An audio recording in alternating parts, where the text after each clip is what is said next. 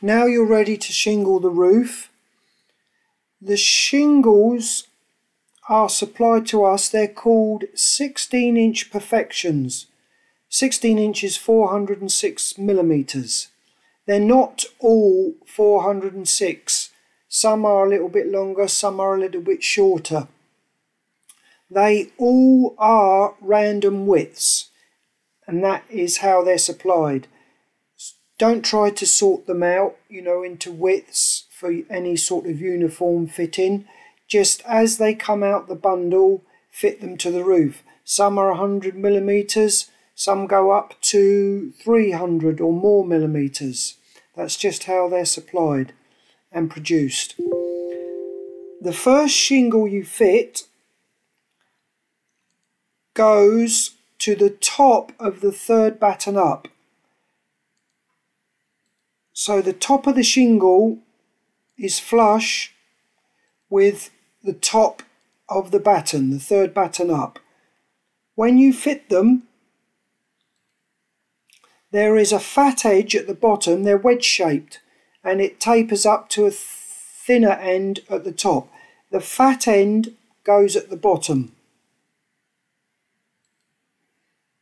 As you can see, that it's fatter at the bottom. That is placed at the bottom, facing up the roof with the taper pointing towards the top. First shingle you put somewhere near the end of the roof, not quite at the end, that will become clear later, but you put it here so that you know you're flush with the top of the batten. Do the same the other end of what elevation you're starting, and then fix it down.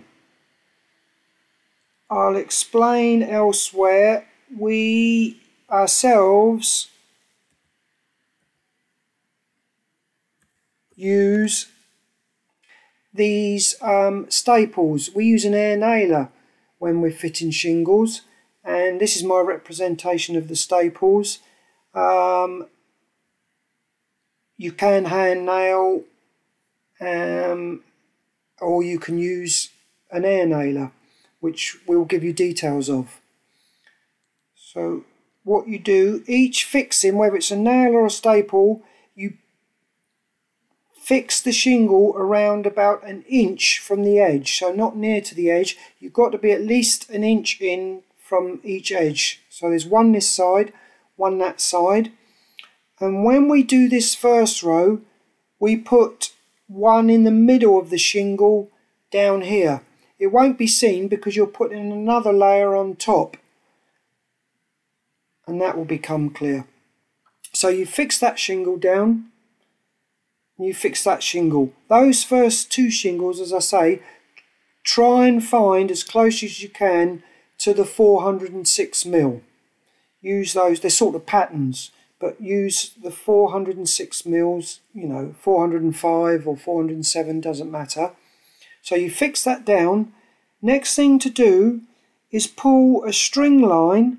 It's not very fat, but my red line here represents my string line.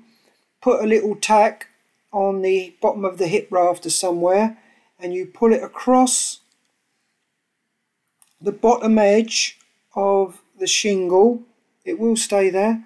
Pull it all the way along to the bottom edge of the next shingle, the one you've put the other end, and fix it round the corner to another tack or nail and pull it tight. So once they're in, then you start putting in all your shingles. So I'll have to do this as I go. 5 along line, 5 along line minus 7. Okay, so when you're fitting them, there is a definite gap. A lot of people can't get their heads around this, but they're not butted together like this. If you see the instructions from the Cedar Bureau of North America, there is a definite space. The space between each shingle is 5 to 7 millimeters. Okay, so you go along and fill in, picking up any random shingles just as they come. 5 on the white.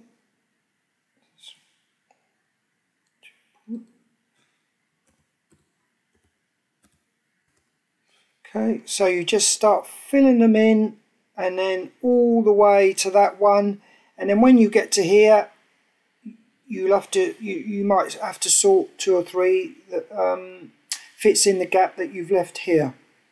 Okay, as I say, just fit them as they come. If there's a small one like this, fit it. This is just representing my bundle of shingles. 6. So at least a 5 to 7 millimeter gap there, and then you bring each one down just to hardly touch your string line. If you're touching it a lot, then you'll throw the string line off. Just barely, touch the string line and bring it back a millimeter. Okay, I'll stop that there and then start on another one.